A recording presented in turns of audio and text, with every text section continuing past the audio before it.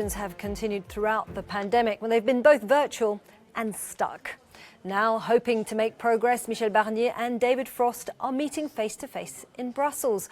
Monday is the first sit-down in a series of intense talks that will last 5 weeks. They're tackling the most contentious issue first, the so-called level playing field on trade. The hope is to have a draft of the deal before the summer is over, giving both sides some time to prepare for December the 31st deadline. Well, for more on this, let's head to Brussels and Jack Parrock, who is at our studio, The Bridge, in the heart of the European Parliament. Hello there to you, Jack. So, meeting face-to-face, but is that what's going to be necessary? Is that what's going to help unblock the problems they've been meeting and actually create some real progress when it comes to these Brexit negotiations?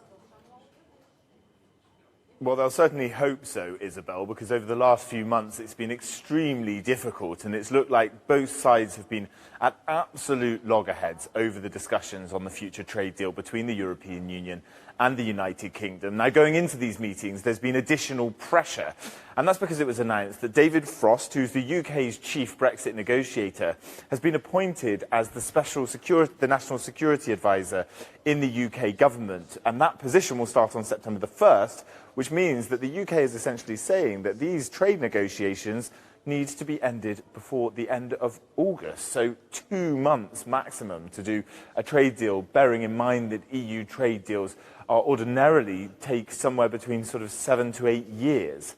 Now, to discuss this a little bit further with me, I'm joined by Pedro Pereira Silva, who is the Vice President of the European Parliament here. He also sits on the UK committee, part of the Socialist Group. Now, tell me, what do you make of the negotiations that are going on so far? What do you make of what's happened today and this additional pressure put on the time frame? Well, this particular pressure, it's more an internal issue for the UK. But the truth is that so far we haven't seen much progress in the more sensitive issues. And what I think that simply makes no sense is to exclude any extension of the transition period.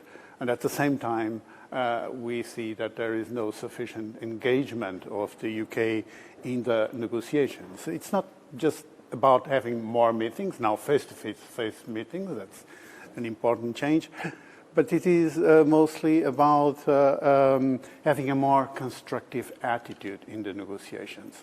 As you mentioned, tomorrow, the 30th of June, is the final date. It is a relatively arbitrary date that was put forward for the UK government to have to ask for an extension to this year-long transition period. Are you worried that about the damage, potentially, that a no deal in the trade negotiations could lead to? Do you think that's now realistic? I think that a no deal scenario is there, it exists. And it is dangerous for everybody, and in particular for the UK economy, because the UK depends very much on the exports for the European market. So what I think that both parties should do is to engage in the negotiations in a constructive manner and try to find a balanced agreement. It's very important to understand that the European Union is offering something simply unprecedented, which is a comprehensive free trade agreement with 0 tariffs and 0 quotas. This simply does not exist. So it is the first time ever. But for that to happen, of course, you have to ensure fair competition. You have to safeguard the integrity of the single market. You have to ensure a certain degree of common standards. That's why we speak about no regression clause in terms of environmental, social, and labor rights. And this has to be ensured. So I hope that the UK government finally understands that it is also in the best interest of the UK to move in that direction. The UK government, Boris Johnson, the Prime Minister himself, has said that they are absolutely prepared to go to a no-deal scenario how do you think the EU should react to this? We've seen, in fact, there's a tweet going around at the moment with a letter from Marc Francois, who is an MP, part of the ERG group, this Eurosceptic group in the United Kingdom. He's calling it a missive from a free country demanding that Michel Barnier stops his insistence on European Court of Justice imposition in the United Kingdom.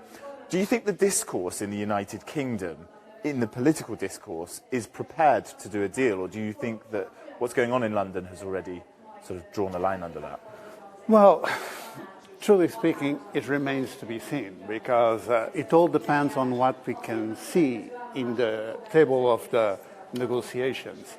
So if the UK is serious about reaching a deal, then we have to see concrete progress and a different attitude.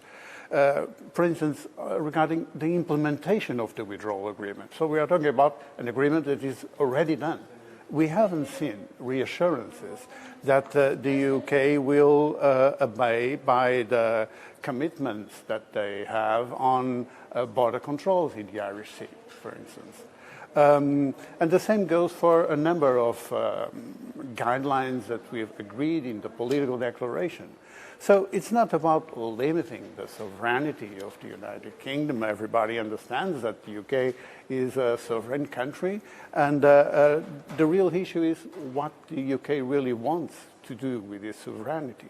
If the ambition is to have a comprehensive and unprecedented free trade agreement, then it is only reasonable to ensure that you have some alignment in terms of standards, in terms of competition rules, so that this can be achieved. And I hope that we can see that happening in the negotiations. And those negotiations are going to be intense for the next 5 weeks. Pedro Pereira Silva, thank you so much for joining us here on the bridge in the European Parliament. It is high level at the moment. The talks have started face-to-face here in Brussels, but they are continuing on many levels over the next 5 weeks. The deadlines are tight, and the stakes are high in the Brexit negotiations.